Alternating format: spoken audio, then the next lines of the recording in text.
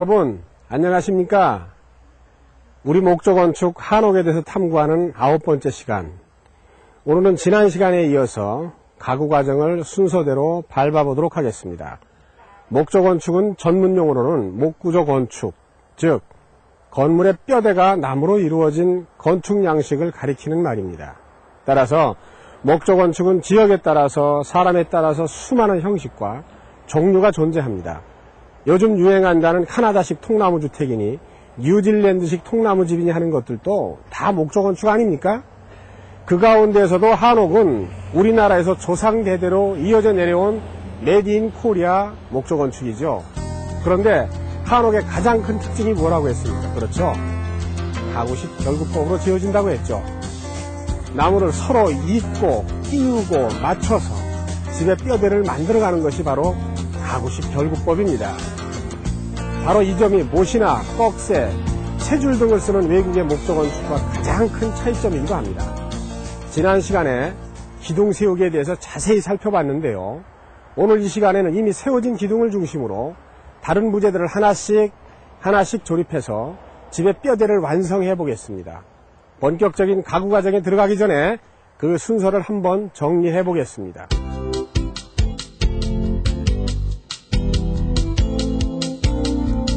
집에 뼈대를 만들기 위한 기초공사는 집터 만들기와 초석 놓기다. 집터를 고르게 만든 뒤 입사 지정으로 튼튼하게 다진 땅 위에 초석을 올려놓는다.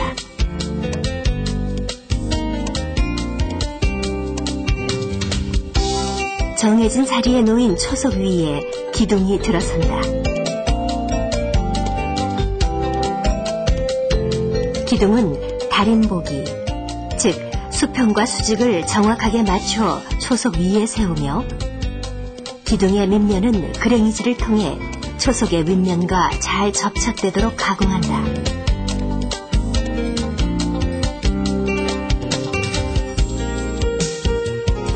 기둥이 세워지면 제일 먼저 기둥에 끼워지는 부재가 창방이다.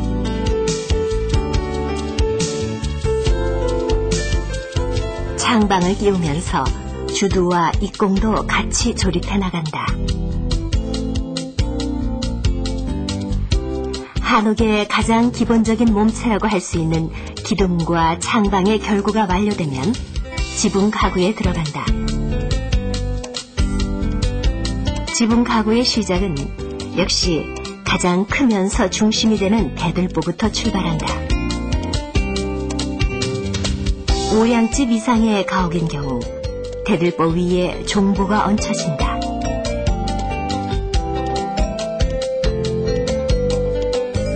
보의 가구가 끝나면 지붕을 떠받치는 장여와 도리가 얹혀져 석가래를 걸 수 있는 준비를 마치게 된다.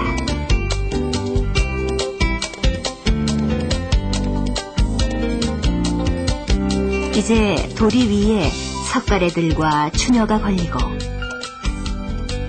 그 위를 개판이 덮게 되면 집의 뼈대 공사, 즉 가구 과정이 종료된다.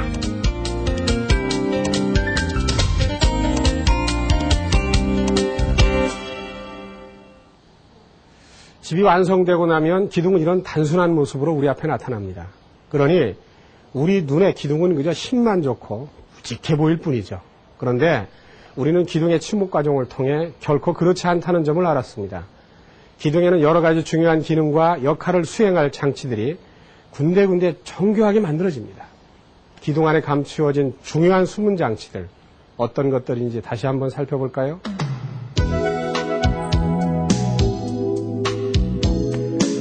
그저 단순하고 우직한 모습으로 하늘을 향해 우뚝 서 있는 기둥.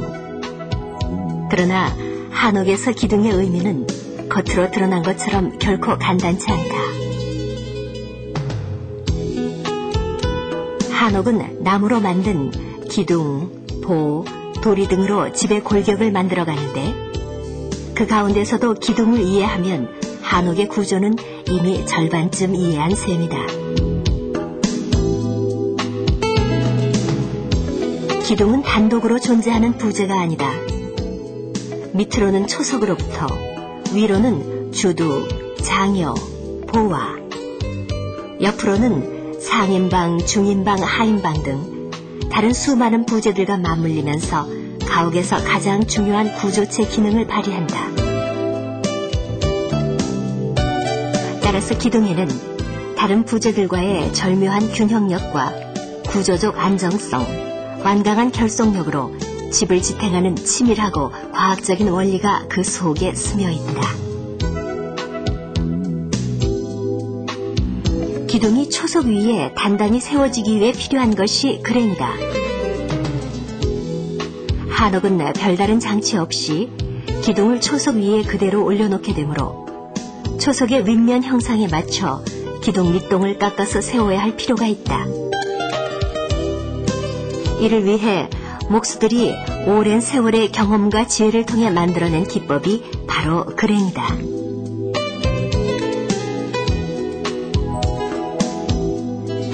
기둥의 머리 부분에는 사계통이 따지게 되는데 이렇게 사방으로 홈이 파진 부분을 사계머리 또는 사계불이라고 한다.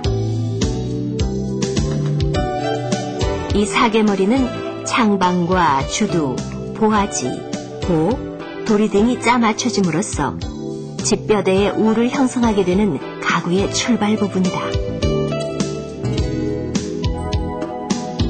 기둥의 옆면에는 상인방, 중인방, 하인방이 끼워질 구멍이 만들어지는데 인방은 출입문이나 창 아래 위에서 벽체를 지탱하게 된다.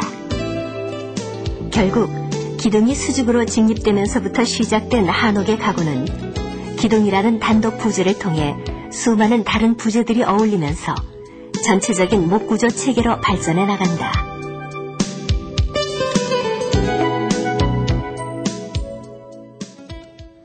그렇습니다. 이 기둥은 집의 뼈대를 만들어가는 가구 과정의 시작이자 발원지라 할 수 있습니다. 하지만 기둥의 이런 장치들은 집이 완성되면 눈에 보이지 않고 속으로 숨어버리기 때문에 그저 우직한 인상만 받게 되는 것이죠. 그런데 기둥을 세우고 다른 부재들과 본격적인 조립에 들어가기 전에 꼭 빠뜨리지 말아야 할 작업이 하나 있습니다. 뭘까요? 집을 지을 때 세워지는 기둥의 높이는 평주가 보통 8자, 즉 2m가 훨씬 넘는다. 이런 기둥들을 중심으로 다른 부재들을 띄워나가기 위해서는 무엇보다 목수들이 딛고 올라설 높은 발판이 필요하다. 이것을 비계, 즉 하늘을 올라다니는 계단이라고 부른다. 옛날 목수들은 나무로 만든 발판을 밧줄로 묶어서 비계를 만들었지만 요즘은 철골을 조립해서 설치한다. 건축공사의 규모가 클 때는 비계공들이 따로 조직돼 설치를 전담하지만 그렇지 않을 경우에는 목수들 몫이다. 비계 설치는 우선 기둥 높이와 비슷한 철 파이프들을 일정한 간격으로 집터 주변에 세우는 일로 시작된다. 비계의 다리 역할을 할 이 파이프들을 클립과 철사 등을 이용해 단단히 연결한다. 파이프들이 세워지면 그 위를 철판으로 덮는다. 목수들이 밟고 다닐 발판인 셈이다. 비계는 한옥 공사장에서 볼 수 있는 유일한 철골 구조물이다. 그만큼 조립할 때 손을 다치기도 쉽고 한번 세워지면 옮기기도 곤란하므로 공사가 끝날 때까지 다시 설치하는 일이 없도록 유의해야 한다.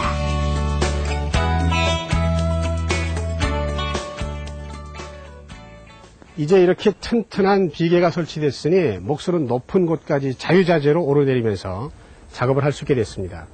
기둥에 제일 먼저 결구되는 부재가 뭐라고 했습니까? 바로 창방이라고 했죠. 지금부터 이 창방을 필두로 해서 하나씩 집을 조립해 나가도록 하겠습니다. 사계통을 따서 만들어진 기둥의 사계머리에 제일 먼저 결구되는 부재는 창방이다. 창방은 기둥 사이를 가로 세로로 연결하는 길고 넓적한 부재다. 단면은 직사각형이지만 눈에 가장 많이 띄는 부분이므로 모서리는 둥글게 다듬어 부드럽게 처리해주는 것이 좋다. 기둥의 사계머리에 끼워질 창방의 이음 부분에는 주먹처럼 생긴 주먹장이 만들어진다. 창방 역시 길고 큰 부재인데 옛날에는 다 목도로 운반했으나 요즘에는 기계의 힘을 빌려 비계 위로 수송된다. 창방을 기둥에 결구할 때 필요한 장치가 문열기다. 즉, 창방은 기둥 머리 위에서 아래로 내려 끼우는데 결구하기 전 주목장의 귀 모퉁이를 살짝 따주는 것을 문열기라고 한다. 창방에 문열기를 하면 기둥과의 결구가 훨씬 부드럽게 이루어진다.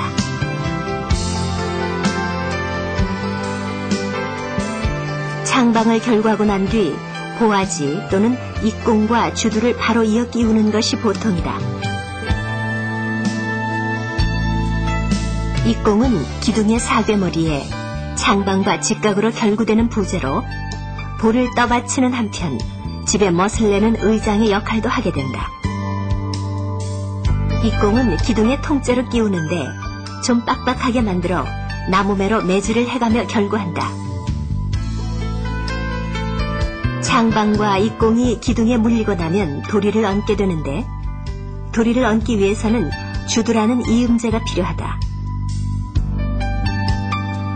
주두 역시 기둥의 사계머리에 끼워지는 넓적하게 생긴 대전 모양의 부재로 십자 모양의 홈이 파인 위로 장여가 지나가면서 단단하게 맞물린다. 주두는 보나 도리 등 상부의 하중을 분산시켜주는 역할을 담당한다. 따라서 주두를 결구할 때는 너무 빡빡하게 결구되지 않도록 유의해야 한다.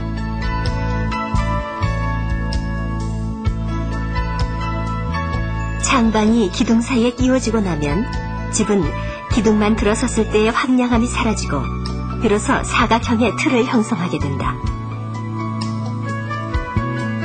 이 순간부터 목수들은 비계뿐 아니라 창방 위를 오가면서 작업을 진행한다. 창방과 관련해서 재미있는 이야기가 하나 있습니다. 여러분, 목수의 정년이 몇 살인지 아십니까? 목수의 정년은 따로 정해져 있는 것이 아니라 창방 위를 자유자재로 걸어다닐 수 없을 때까지라는 말이 있습니다. 창방 위로 여기저기 옮겨다니기 힘들거나 아래를 내려다보면서 어지러움을 느끼기 시작하면 이미 목수로서의 역할을 제대로 수행하기 어렵다고 봐야죠. 물론 창방 위에 서는 것조차 무섬증을 타는 사람이라면 아예 목수가 될 수 없겠죠. 자, 아무튼 기둥 사이에 창방이 끼워지고 나니까 이제 뭔가 진짜 집을 만들어 가는구나 하는 실감이 생기지 않습니까? 기둥의 사괴머리에 창방과 입공, 주두 등이 끼워지고 나면 이번에는 보가 끼워질 차례다. 대들보는 한옥에서 가장 굵고 큰 부재이면서 동시에 가장 눈에 많이 띄는 부재이기도 하다. 보는 주두 위에 얹혀지는데 작업의 편리를 위해 미리 보 한쪽에 주두를 꽂은 뒤 운반되기도 한다. 대들보의 한쪽은 창방처럼 주목장이 만들어져 있어 고주의 사계머리 부분과 맞춰 끼워진다.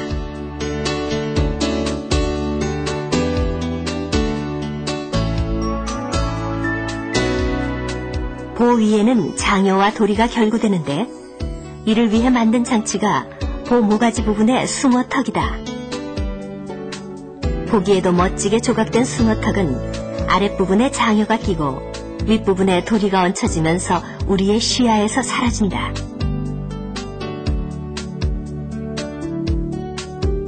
대들보는 매우 무겁고 큰 부재이므로 들어 올리기 전 미리 치수를 완벽하게 확인해서 조정한 뒤 결구 작업에 들어가야만 애로가 적다. 보가 결구되고 나면 바깥쪽으로 삐죽 나오게 되는 부분이 보머리인데 이 부분이 너무 크고 투박하면 외관상 좋지 않으므로 치목할 때 몸통보다는 좀 작고 가뿐하게 조각하는 세심함이 요구된다. 장여는 도리 아래에 덧대 붙여지는 직사각형의 긴 부재인데 도리와 함께 지붕의 하중을 분산시키는 역할을 한다. 따라서 장여의 윗면은 도리를 밑에서 받치기 위해 둥근 홈이 파져 있는 것이 특징이다. 장여는 먼저 보와 결구되는데 정확하게는 보모가지에 만들어진 숭어턱 아래에 끼워진다. 결구될 때 주먹장으로 단단히 끼워주는데 그래야 장여가 빠지지 않게 된다. 장여는 바로 밑에 창방과 맞닿지 않고 조금 간격을 두는 것이 일반적이다. 그 틈 사이에 소로라는 작은 접시형 부재가 일정한 간격으로 끼워져 하중을 분산시키고 집의 모양을 내게 된다. 만약 장여와 창방을 맞붙여 놓을 때는 소로를 끼우지 않아도 무방하지만 쪽소로 또는 딱지소로라고 불리우는 모형 소로를 붙여서 집을 장식하기도 한다. 옛날 집장사들이 집값을 올려받을 목적으로 쪽소로를 붙여놓을 정도로 소로는 크기는 작아도 격이 낮은 집에서는 찾기 어려운 의장적 성격이 강한 부재였다.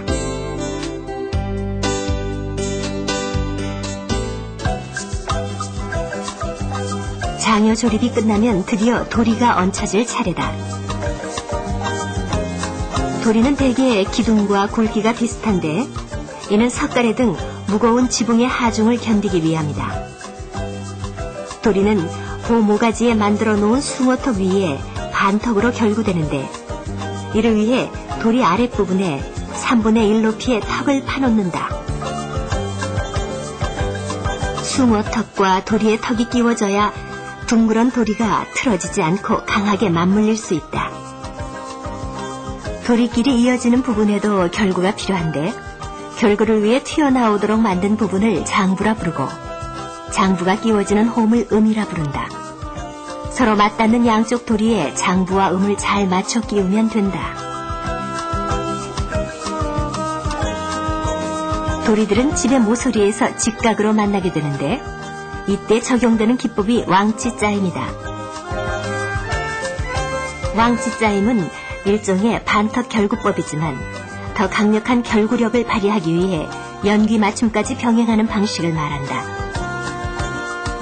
연귀란 나무와 나무를 직각으로 짜 맞추기 위해 서로 45도 각도로 빗잘라 대는 것을 말한다. 생긴 형상이 마치 십자가를 연상시키는 왕치짜임으로 한번 결구되면 그 단단함은 상상을 초월한다. 왕치짜임은 집 모서리의 취약점을 보강하기 위해 고안된 결구법이다.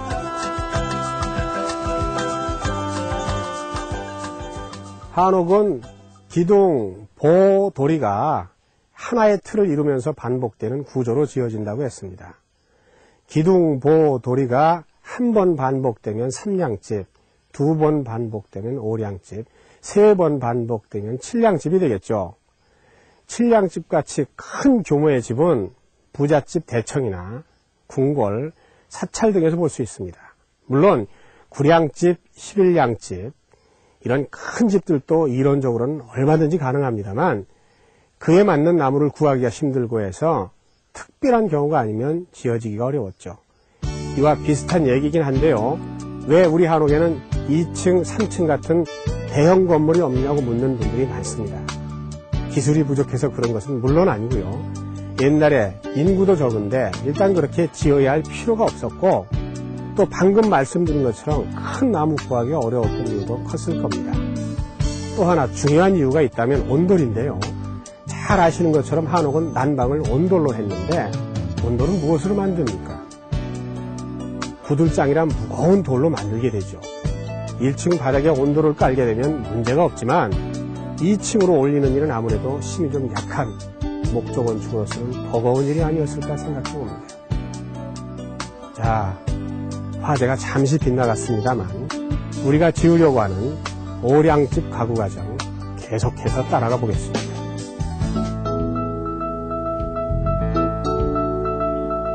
한옥은 크게 삼량집과 오량집으로 분류된다. 삼량집은 말 그대로 도리가 3개인, 즉 들보 하나에 도리 3개를 얹은 가장 기본적인 구조를 말한다. 삼량집에는 제일 높은 곳에 종도리 하나와 좌우로 2개의 주도리가 걸쳐 있다. 오량집은 도리를 5겹으로 얹은 집으로 삼량집에서 발전돼 규모를 키운 구조다. 가로 방향으로 길게 걸쳐진 대들보 위에 동자 기둥을 세운 뒤 다시 종보를 올렸으며 그 위에 마룻대공을 세워 마룻대를 받치게 하는 형식이 오량집이다. 종보를 얹기 위해서는 대들보 위에 짧은 기둥, 즉 동자 기둥을 세워야 한다. 이를 위해 대들보 치목 시 등에 미리 홈을 파둔다. 이 홈에 동자 기둥의 아랫부분 촉이 끼워지면서 단단히 고정된다. 종보의 결구는 대들보와 비슷한 방법으로 진행된다. 동자 기둥의 머릿부분은 일반 기둥과 같이 사괴머리가 치목되어 있으므로 여기에 종보가 결구되고 거기에 다시 장여와 도리가 똑같은 방법으로 끼워 맞춰지는 식이다.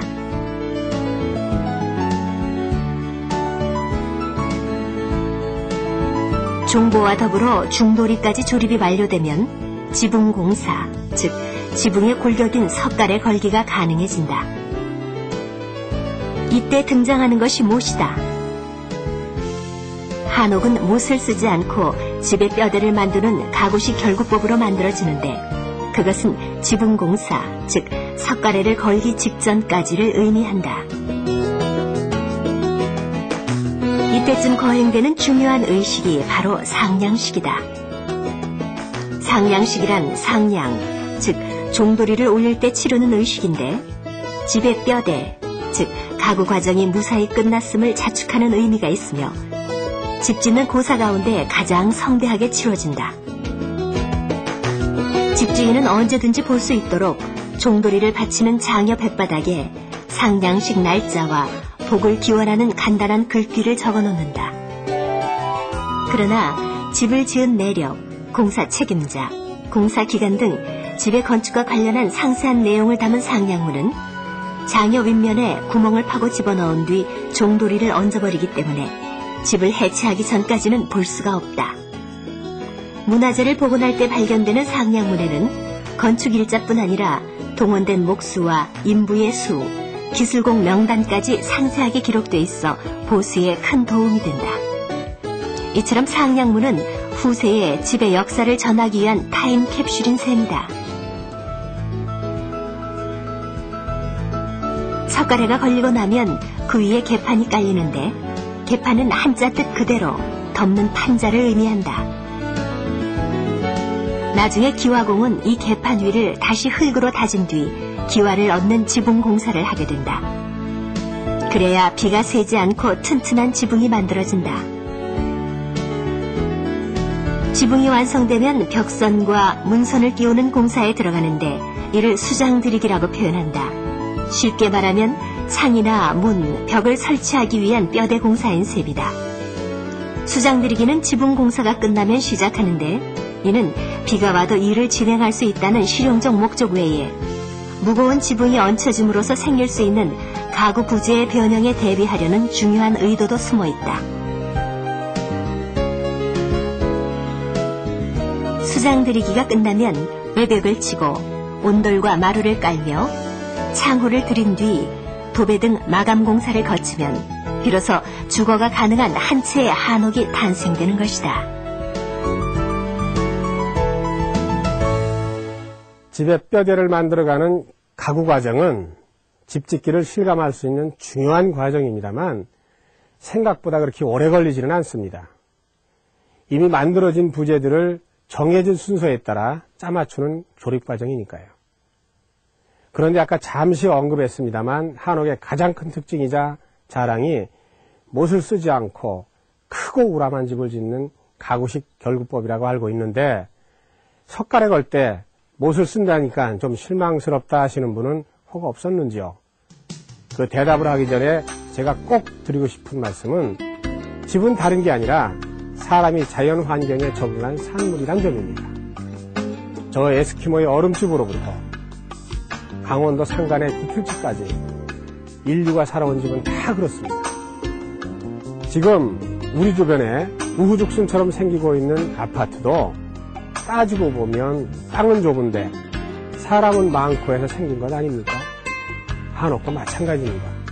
왜 우리 목수들이 못을 쓰지 않고 집을 지으려고 애를 썼을까요?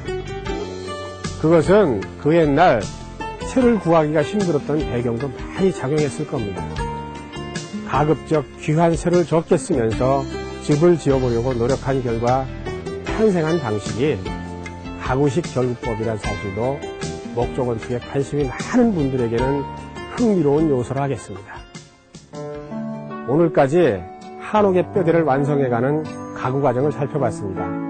우리의 전통 목조건축 한옥에 대한 재미있고 흥미로운 여행은 다음 시간에도 계속됩니다.